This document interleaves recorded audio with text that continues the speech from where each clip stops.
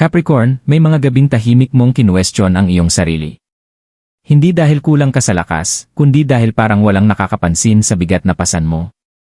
Nakita mong umaangat ang iba, masiglang ipinagdiriwang ang kanilang tagumpay, habang ang mga pagsisikap mo ay nananatiling hindi napapansin. Nanatili kang disiplinado. Nanatili kang matyaga. Nanatili kang tapat sa iyong landas. At gayon paman, tila napakalayo pa rin ang pagkilala. Ngunit paano kung ang pagkaantala ay hindi kailanman pagtanggi? Paano kung ito ay paghahanay ng tamang panahon? May nagbabago ngayon. Ang bigat na matagal mong dinala ay nagiging otoridad. Ang katahimikang tiniis mo ay nagiging presensya. Capricorn, ang panahon ng hindi pagpansin sa iyo ay nagtatapos na, at ang oras ng iyong pagkilala ay hindi na muling maantala. Ang Capricorn ay hindi isang tanda na naghahanap ng pansin. Hindi ka humahabol sa palakpakan, at bihira mong ipagsigawan ang iyong mga pinagdaraanan. Sa halip, dinadala mo ang responsibilidad na parang isang tahimik na panata, patuloy na umaabante patungo sa iyong mga layunin habang ang iba ay naghahanap ng mas madaling daan. Madalas maling maunawaan ng mga tao ang iyong katahimikan. Iniisip nilang ikaw ay malamig, masyadong seryoso, o labis na nakatuon sa trabaho. Ang hindi nila nakikita ay ang bigat na kinikimkim mo, ang mga inaasahan, ang mga sakripisyo, at ang mga pangakong ginawa mo hindi lamang para sa sarili mo, kundi para rin sa mga taong umaasa sa iyo. May mga sandaling pakiramdam mo'y hindi ka nakikita. Mga panahong ang pagsusumikap mo ay tila naglalaho sa likuran habang ang mas maiingay na tinig ang siyang napapansin. Ngunit nagpatuloy ka pa rin. Hindi dahil madali, kundi dahil ang pagsuko ay hindi kailanman naging bahagi ng iyong pagkatao. At ngayon may nagbabago. Ang disiplinang dati hindi napapansin ay nagsisimula ng humubog sa iyong pag-angat sa paraang hindi na kayang ipagsawalang bahala ng kahit sino. Ang panahon ng pagkaantala. May isang yugto sa buhay mo, Capricorn, na pakiramdam mo'y palagi kang isang hakbang sa likod ng liwanag. Hindi dahil kulang ka sa talento. Hindi dahil kulang ka sa talino. Kundi dahil tila mas pinapaboran ang tamang pagkakataon ng iba. Nakita mong na-promote ang mga kasamahan mo habang ikaw ang nagturo sa kanila. Nasaksihan mong pinuri ang iba para sa mga ideyang ikaw ang tahimik na nagperpekto. Nakita mong bumukas ang mga pinto para sa mga taong mas maikli ang nilakbay na daan. At gayon paman, nanatili kang matatag. Sinabi mo sa sarili mo na ang pagtitiis ay kapangyarihan. Na ang pagiging consistent ay balang araw magsasalita ng mas malakas kaysa ingay. Ngunit may mga gabing kahit ikaw ay napapatanong kung nakalimutan na ba ng universo ang pangalan mo. Dinala mo ang mga responsibilidad na mas mabigat kaysa sa inaakala ng karamihan. Mga inaasahan ng pamilya. Pressure sa pananalapi. Mga tahimik na pangakong hindi ka dapat mabigo. Habang ang iba ay malayang sumubok at magkamali, dama mo ang bigat ng bawat posibleng kahihinatnan. Hindi ka maaaring magpadalos-dalos. Ito ang panahong ang lakas mo ay sinusubok ng hindi nakikita ng iba. May mga oportunidad na muntik nang maging totoo, muntik na. Mga pag-uusap na tila puno ng pangako, ngunit naglaho ng walang paliwanag. Pagkilalang halos maaabot mo na, ngunit biglang nawala sa huling sandali. Bawat pagkaantala ay parang personal. Bawat paghinto ay tila pagdududang unti-unting pumapasok sa iyong kumpiyansa. Ngunit narito ang hindi mo nakita noon. Bawat pagkaantala ay humuhubog sa iyong otoridad. Bawat kabiguan ay nagpapalakas sa iyong pagtitiis. Bawat sandaling hindi ka napansin ay pinipino ang iyong disiplina tungo sa isang bagay na bihira. Capricorn, hindi ka binaliwala. Inihahanda ka para sa isang posisyong nangangailangan ng higit pa sa ambisyon. Nangangailangan ito ng emosyonal na kontrol. Madiskarteng pag-isip. Pagtitimpi sa gitna ng pressure. Hindi sinusubok ng universo ang halaga mo, pinatitibay nito ang pundasyon mo. Dahil kapag dumating ang pagkilala para sa iyo, hindi ito maaaring panandalian. Hindi ito maaaring mababaw. Ito ay kailangang matatag. Pangmatagalan. Kagalang-galang.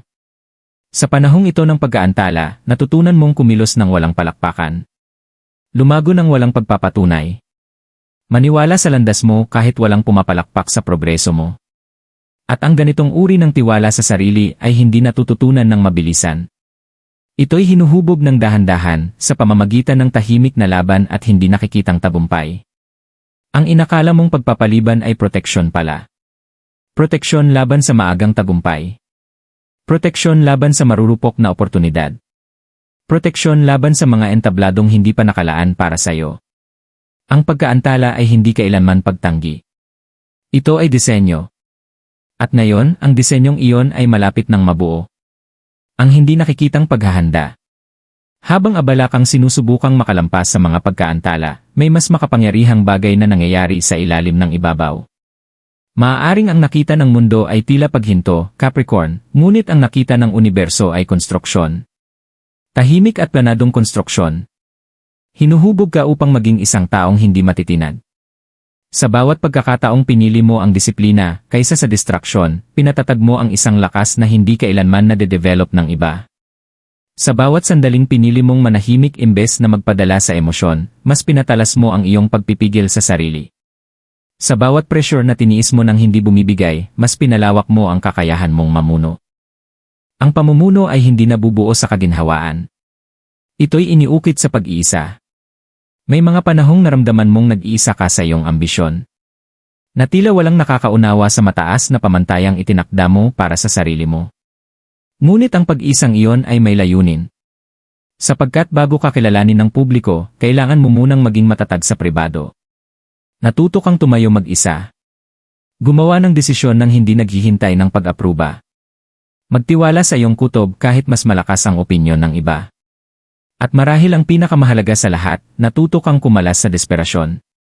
Ang pagkilalang dumarating ng masyadong maaga ay maaaring makasira.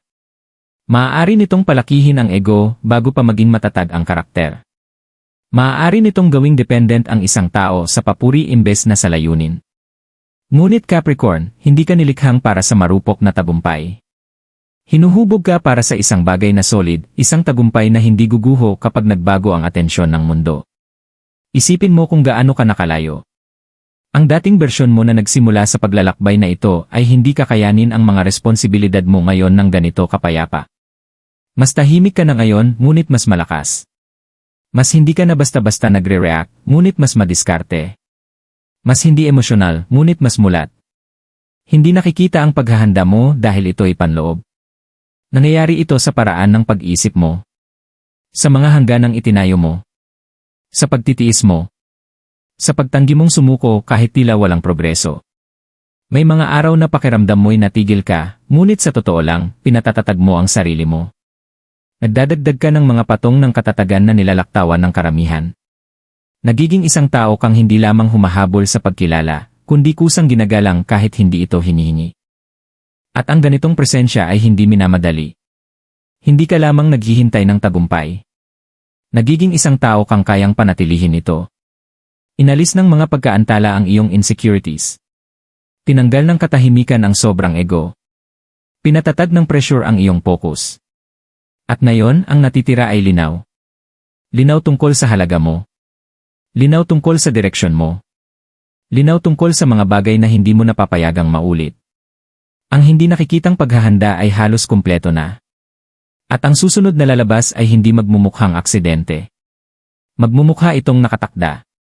Ang punto ng pagbabago.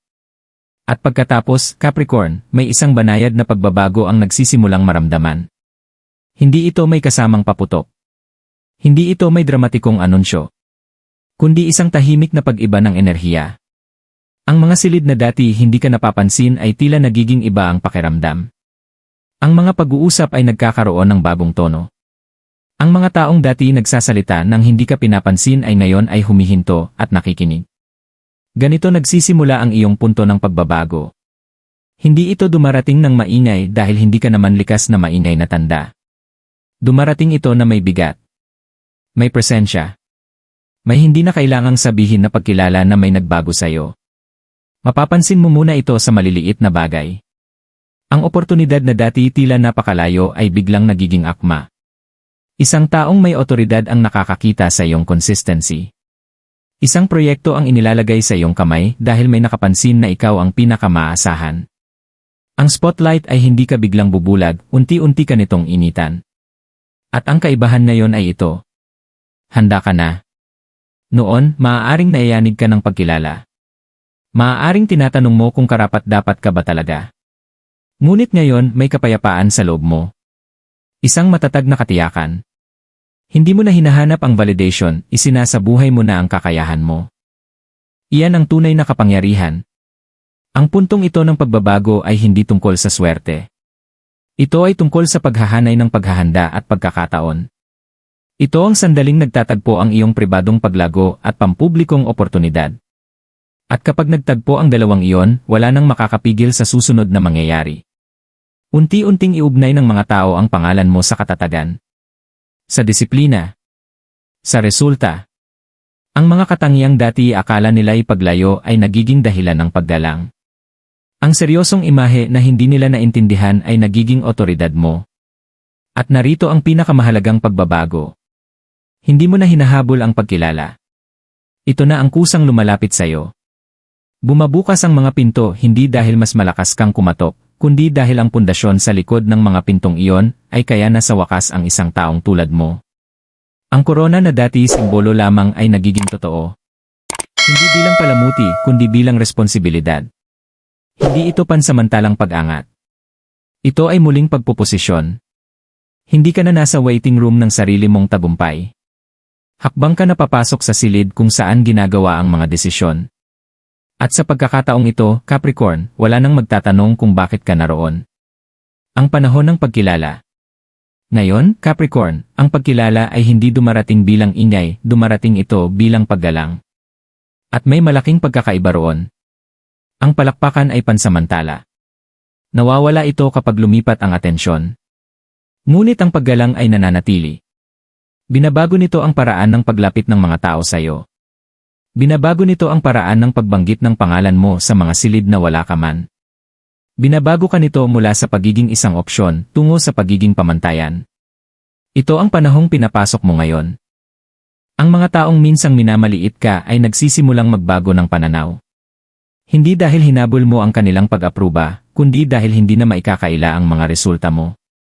Ang consistency mo ay nakabuo ng reputasyong nauuna magsalita bago ka pa magsalita. At ang reputasyong mabagal ngunit tapat na binuo ay may otoridad na hindi basta-basta matitinag. Para sa iyo, ang pagkilala ay hindi tungkol sa kasikatan.